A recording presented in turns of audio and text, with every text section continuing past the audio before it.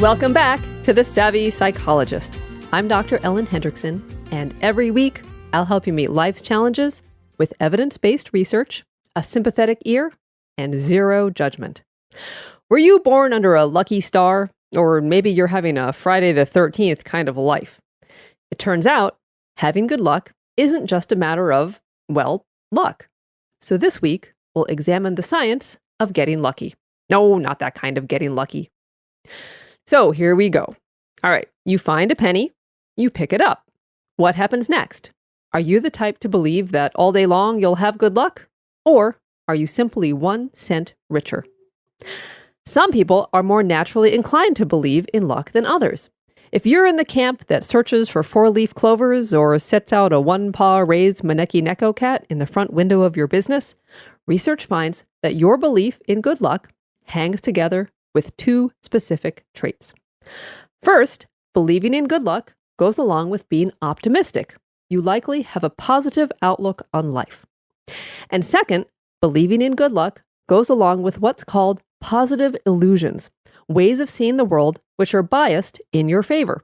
For example, you may believe everything will turn out fine, think you are in control of your own destiny, or have a healthily inflated sense of your own abilities. If you've ever seen an overly confident chihuahua bark like a boss at a bigger dog, you know exactly what I mean. Now, using pure logic, none of these beliefs is 100% realistic, but they make us feel good and, interestingly, make us more effective and successful. A little delusion, it turns out, is adaptive. Okay, so now, what if you're not exactly Little Miss Sunshine, or are less Chihuahua and more Black Cat? How should you approach luck? Well, lucky you asked. Here are the 2 big things to know. Lucky tip number 1. No, you really can make your own luck. If your heart has been broken, you inevitably see happy couples canoodling behind every corner. If you've ever been pregnant, you may remember spotting other pregnant women everywhere. It's the same with good luck. To find it, you have to see the world through its filter. This phenomenon is called a confirmation bias, or the tendency to see and interpret the world in a way that confirms your experiences and beliefs. For instance, athletes who believe in luck may pay close attention to those instances where they perform a superstitious pre-game ritual and then win. They may ignore all the times their sleeve pulling, chalk tossing, or head knocking did nothing for them. More seriously, confirmation bias perpetuates harmful stereotypes. You're more likely to notice and remember that your millennial coworker is addicted to her phone and your baby boomer coworker can't work the fax machine than the fact that the millennial is always being thoughtful towards others, or the baby boomer goes surfing every weekend. As a result, the stereotypes get reinforced and carry on. But the same goes for luck. We pay attention to the circumstances that fit our beliefs. So, if we believe we're lucky, or unlucky for that matter, we'll start to focus on the events and coincidences that are in line with that belief. To take it further, we'll also start acting in ways that confirm the belief. This creates what's called a self-fulfilling prophecy.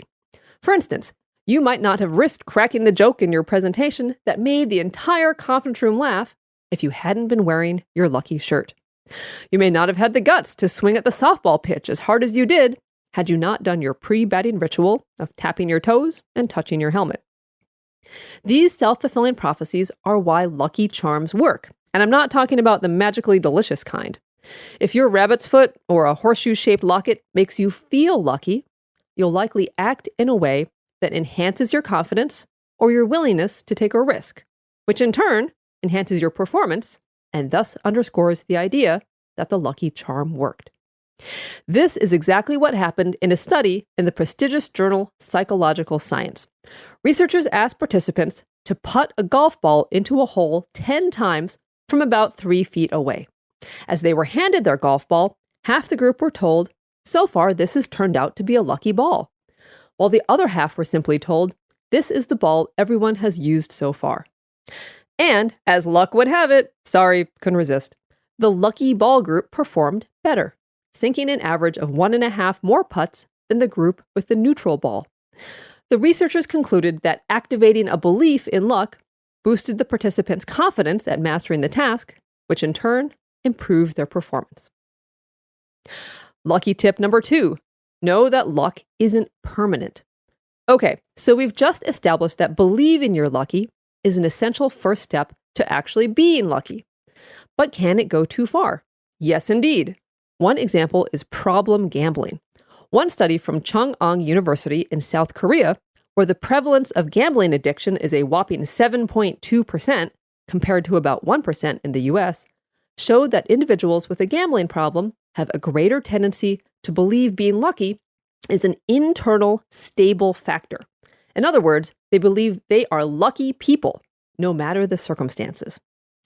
Also, another way they pushed their luck, sorry, I did it again, was their tendency to engage in what's called counterfactual thinking, which is when we imagine other outcomes for things that have already happened by chance. It's a combination of hindsight and the illusion of control, and it's well named in that it runs counter to the facts. For example, after a win, an individual with a gambling problem might say, if only I had bet more, I would have won a lot more. Then they might start betting more, thus increasing their risk, without necessarily improving their odds. Therefore, it's important to hold the right mindset about luck. Think about it this way. Luck is different than destiny. It's not fixed. It's not now and forever. Saying, I'm unlucky in love, or I'm a lucky guy when it comes to the blackjack table, views luck as a permanent state, which can get you in trouble. At the same time, as shown by the golfing study we talked about, psychologically, luck isn't totally random. It's not just chance. Therefore, instead of thinking of luck as chance, think of luck as a chance. Luck sets you up, but you take it on home. Fate may seat you next to a handsome stranger in class, but you decide whether or not to say hi. Superstition may make you wary after a black cat crosses your path, but you make the decision to therefore avoid your usual shortcut through the dark alley this time around. Luck may cause the flat tire that strands you next to the house for sale, but you decide to knock on the door and inquire about buying it. In short, you make your own luck by being open and willing to take a leap of faith. So when it comes to improving your luck, I wish you good luck. I'll keep my fingers crossed for you. Thank you so much for making the Savvy Psychologist a part of your life. Never miss a thing when you sign up for the newsletter at quickanddirtytips.com/newsletters or subscribe to the podcast on Apple Podcasts or Stitcher.